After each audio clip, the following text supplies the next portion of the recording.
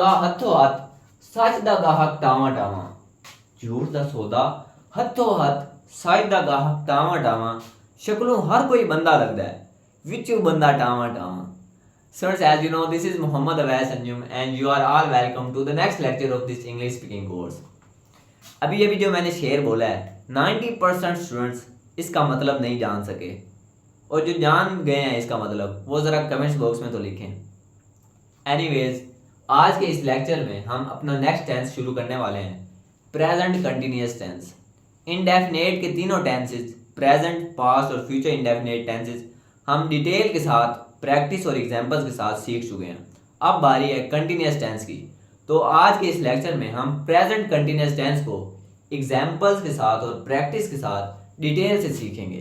तो चलिए आज का लेक्चर शुरू करते हैं। तो चलिए स्टूडेंट्स, अब बात करते हैं प्रेजेंट कंटिन्यूअस टेंस की उर्दू में पहचान। यानी कोई भी एक उर्दू का सेंटेंस है, हम कैसे पहचानेंगे कि ये टेंस प्रेजेंट कंटिन्यूअस टेंस है।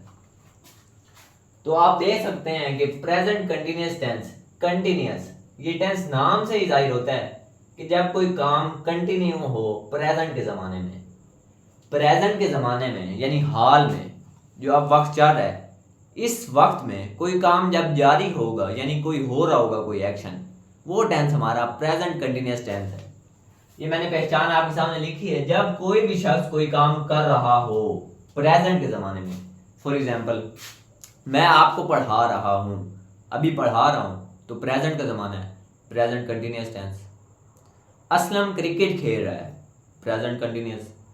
तुम कहाँ जा रहे हो, मेरे साथ एक दोस्त बात कर रहा है कि मैं जाने लगा हूँ, तो मैं उससे पूछता हूँ तुम कहाँ जा रहे हो, प्रेजेंट कंटिन्यूअस टेंस। तो इस तरह के तमाम सेंटेंसेस प्रेजेंट कंटिन्यूअस टेंस की कैटेगरी में आते हैं। सर, अब बात करते हैं कि कोई भी एक सेंटेंस है प्रेजेंट कंटिन्यूअस टेंस का, तो उसकी इंग्लिश कैसे बनेगी। प्रेजेंट कंटिन्यूअस टेंस में पॉजिटिव सेंटेंसेस का स्ट्रक्चर ये होता है, सबसे पहले सब्जेक्ट, उसके बाद स्टेटिव वर्ब, उसके बाद विंग। विंग से क्या मुराद है, VING, विंग। वी से मुराद वर्ब और ING यानी वर्ब की ING वाली फॉर्म। फॉर एग्जाम्पल, प्ले है तो प्लेइंग, कुक है तो कुकिंग, गो है तो गोइंग। तो स्टेटिव वर्ब्स के साथ वर्ब की ING वाली फॉर्म आएगी और उसके बाद आएगा हमारा ऑब्जेक्टिव पार्ट। अब ये मत समझना सब्जेक्ट के बाद इज एम आर तीनों आएंगे, ये तो मैंने वैसे ही लिखा है कि जिस सब्जेक्ट के साथ जो सूट करता है। आई के साथ तो हमेशा एम आता है, प्लूरल के साथ आर आता है और सिंगुलर के साथ इज आता है, ये तो आपको पता है। और नेगेटिव सेंटेंसेस में भी कोई कंफ्यूजन की बात नहीं है, इज एम आर के बाद सिंपली नोट लगा देना है। इज एम आर के बाद नोट लगा देना हमारा नेगेटिव सेंटेंस बन जाएगा। इसी तरह इंट्रोगेटिव सेंटेंसेस में स्टेटिव वर्ब्स को हम सब्जेक्ट से पहले लगाते हैं, तब हमारा इंट्रोगेटिव सेंटेंस बन जाएगा। यानी इज एम आर में से जो सेंटेंस में यूज हुई है उसे सब्जेक्ट से पहले लगा दो, हमारा इंट्रोगेटिव सेंटेंस बन जाएगा। और इसी तरह डबल इंट्रोगेटिव सेंटेंस में भी आपको पता है क्या करते हैं, एक सिंपल इंट्रोगेटिव सेंटेंस के शुरू में सूटेबल WH वर्ड की एडिशन, इस तरीके से हमारा डबल इंट्रोगेटिव सेंटेंस भी बन जाएगा। स्टूडेंट्स, ये कंटिन्यूअस के टेंस बहुत आसान होते हैं। क्यों? क्योंकि इनको याद रखने का रूल जो होता है वो बहुत आसान होता है। यानी प्रेजेंट कंटिन्यूअस टेंस में आपने देखा है प्रेजेंट की stative verbs is am are के साथ विंग लगाते हैं, यानी वर्ब की ING वाली फॉर्म। इसी तरह पास्ट कंटिन्यूअस टेंस में पास्ट की स्टेटिव वर्ब्स वाज वार के साथ विंग लगा देंगे, हमारा पास्ट कंटिन्यूअस टेंस बन जाएगा। एंड फ्यूचर कंटिन्यूअस टेंस में भी यही रूल रहेगा, फ्यूचर की स्टेटिव वर्ब जो कि विल बी है उसके साथ विंग लगा देने से हमारा फ्यूचर कंटिन्यूअस टेंस बन जाएगा। तो ये देखो 30 सेकंड में मैंने आपको तीनों कंटिन्यूअस टेंस के स्ट्रक्चर्स और उनका निचोड़ बता दिया है। तो चलिए स्टूडेंट्स, अब कुछ एग्जांपल्स के जरिए इस टेंस की प्रैक्टिस करते हैं और प्रेजेंट कंटिन्यूअस टेंस को बाय बाय करते हैं। हमारी पहली एग्जांपल है, वो नाच रहे हैं। वो एक से ज़्यादा लोग हैं जो नाच रहे हैं, तो इसके साथ स्टेटिव वर्ब आर सूट करेगी, ना इज लगा सकते हैं ना एम लगा सकते हैं। दे आर डांसिंग, डांस नहीं होता डांस होता है, थोड़ा सा ए करके बोलना है डांस, जैसे अंग्रेज बोलते हैं वैसे ही मैं आपको बता देता हूँ। सबसे पहले सब्जेक्ट, उसके बाद स्टेटिव वर्ब, उसके बाद वर्ब की आईएनजी वाली फॉर्म, और उसके बाद ऑब्जेक्ट नहीं भी आया तो कोई मसला नहीं है। ज़रूरी नहीं कि सेंटेंस में ऑब्जेक्ट मौजूद हो, सेंटेंस में ऑब्जेक्ट ना भी हो तो कोई मसला नहीं होता। नेगेटिव में आर के बाद यानी स्टेटिव वर्ब के बाद नोट लगा दो। दे आर नॉट डांसिंग, वो नाच नहीं रहे हैं, वो नहीं नाच रहे हैं। और इंट्रोगेटिव सेंटेंस में स्टेटिव वर्ब या हेल्पिंग वर्ब, ये स्टेटिव वर्ब भी है हमारी और हेल्पिंग वर्ब भी है। इसको शुरू में लगा दो। Are they dancing, are they dancing यानी हम पूछ रहे हैं, किसी से सवाल कर रहे हैं, क्या वो नाच रहे हैं, are they dancing. Double interrogative suitable WH word की addition, why are they dancing, वो क्यों नाच रहे हैं, वो क्यों नाच रहे हैं। स्टूडेंट्स हमारी नेक्स्ट एग्जांपल है, वो मेहनत से जी चुरा रही है, चुरा रही है। प्रेजेंट के ज़माने में कोई एक्शन कर रही है। जी चुराने के लिए एक वर्ब इस्तेमाल होती है shirk, shirking. She is shirking the hard work. अब आप ये भी सोच सकते हो ये क्यों सेंटेंस बना, she is shirking from hard work यानी मेहनत से। लेकिन आपको ग्रामर के अंदर नहीं घुसना, जिस तरह से सेंटेंस अंग्रेज बनाते हैं सिर्फ आपने वही नोट करना है। She is shirking the hard work. Negative, she is not shirking the hard work, वो मेहनत से जी नहीं चुरा रही। Interrogative, is she shirking the hard work, क्या वो मेहनत से जी चुरा रही है। Double interrogative, how is she shirking the hard work, वो मेहनत से कैसे जी चुरा रही है। नेक्स्ट, मैं दीवार से सहारा ले रहा हूँ, मैं दीवार से सहारा ले रहा हूँ।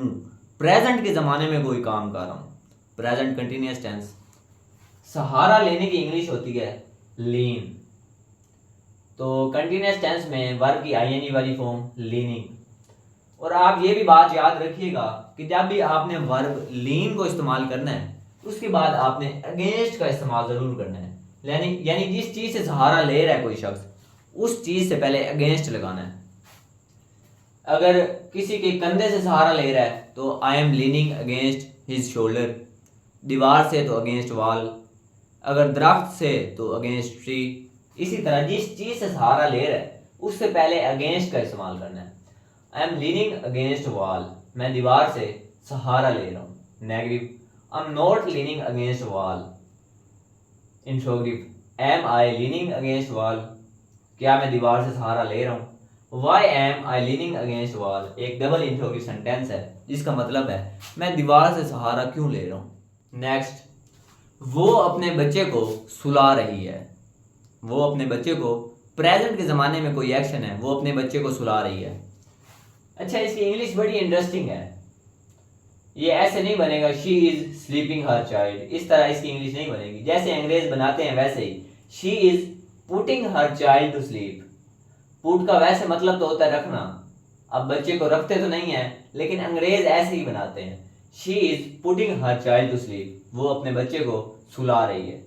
Negative, she is not putting her child to sleep, वो अपने बच्चे को नहीं सुला रही। Interrogative, is she putting her child to sleep, क्या वो अपने बच्चे को सुला रही है। Double interrogative suitable WH word की addition, why is she putting her child to sleep, वो अपने बच्चे को क्यों सुला रही है। नेक्स्ट, मैं बोर हो रहा हूँ, जब भी कोई शख्स बोर हो रहा हो तो सूटेबल स्टेटिव वर्ब के साथ ऐसे सेंटेंस बनेगा, I am getting bored, she is getting bored, he is getting bored, या फिर they are getting bored. Negative, I am not getting bored, मैं बोर नहीं हो रहा। Interrogative, am I getting bored, क्या मैं बोर हो रहा हूँ। डबल इंट्रोगेटिव विद होम, ये एक WH वर्ड है जिसके बारे में मैंने आपको पहले भी बताया था। विद होम, किसके साथ, किसके साथ। With whom am I getting bored, मैं किसके साथ बोर हो रहा हूँ। तो स्टूडेंट्स, आप कुछ एग्जांपल्स की प्रैक्टिस हम ओरली करते हैं। फॉर एग्जांपल, वो माफ़ी मांग रहे हैं, वो ज़्यादा सारे लोग हैं जो प्रेजेंट के ज़माने में किसी से माफ़ी मांग रहे हैं यानी कंटिन्यूस। दे आर अपोलोजाइजिंग, माफ़ी मांगना की इंग्लिश होती है अपोलोजाइज, अपोलोजाइज।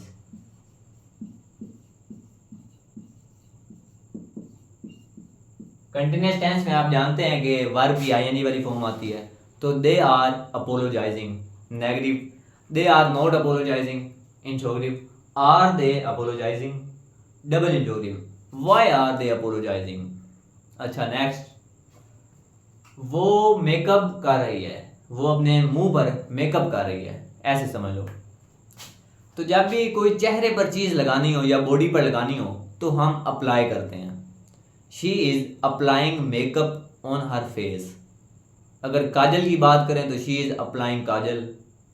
तो जो भी होगा अप्लाई करेंगे हम। She is applying makeup on her face. Negative, she is not applying makeup on her face. Interrogative, is she applying makeup on her face. Double interrogative, why is she applying makeup on her face. Next, वो cricket खेल रहा है, या चलो कोई नाम ले लेते हैं, जावेद क्रिकेट खेल रहा है। प्रेजेंट के ज़माने में कोई काम कर रहा है। Javed is playing cricket. Negative, Javed is not playing cricket. Interrogative, is Javed playing cricket. Double interrogative, where is Javed playing cricket. Javed कहाँ क्रिकेट खेल रहा है। थोड़ा सा बात करते हैं स्पेशल केस की, यानी WH वर्ड हु की। हु को इस्तेमाल करके आपको पता है इंट्रोगेटिव सेंटेंस जो हम बताते हैं, बाकी इंट्रोगेटिव सेंटेंसेस का स्ट्रक्चर इस स्ट्रक्चर से थोड़ा सा डिफरेंट होता है।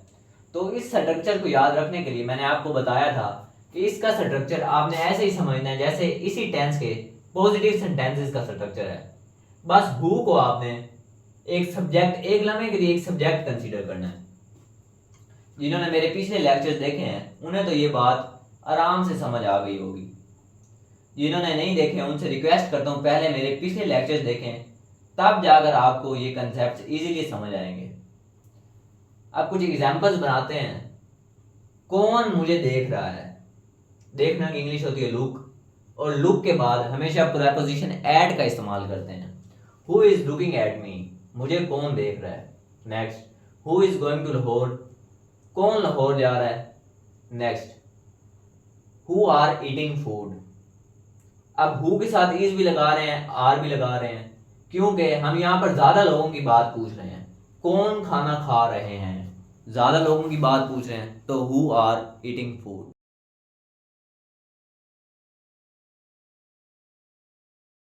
तो थोड़ा सा बात करते हैं आपके होमवर्क की। 4 सेंटेंसेस मैंने लिखे हैं, इनकी इंग्लिश बनाकर आपने कमेंट्स बॉक्स में मेंशन करना है। वो अपनी गाड़ी बेच रहा है, वो नहीं सो रहा, क्या वो माफ़ी मांग रही है, हम कहाँ जा रहे हैं। ये चारों सेंटेंसेस प्रेजेंट कंटिन्यूअस टेंस की कैटेगरी के हैं। इनकी इंग्लिश बनाकर आपने कमेंट्स बॉक्स में मेंशन करना है ताकि मुझे भी पता चले इस टेंस की आपको कितनी समझ आई है। तो फिलहाल आज के लिए इतना ही। उम्मीद करता हूँ आज का लेक्चर आपको पसंद आया होगा। आपके प्यार भरे कमेंट्स का बहुत बहुत शुक्रिया। मिलते हैं नेक्स्ट वीडियो में, तब तक के लिए टेक केयर, अल्लाह हाफिज़।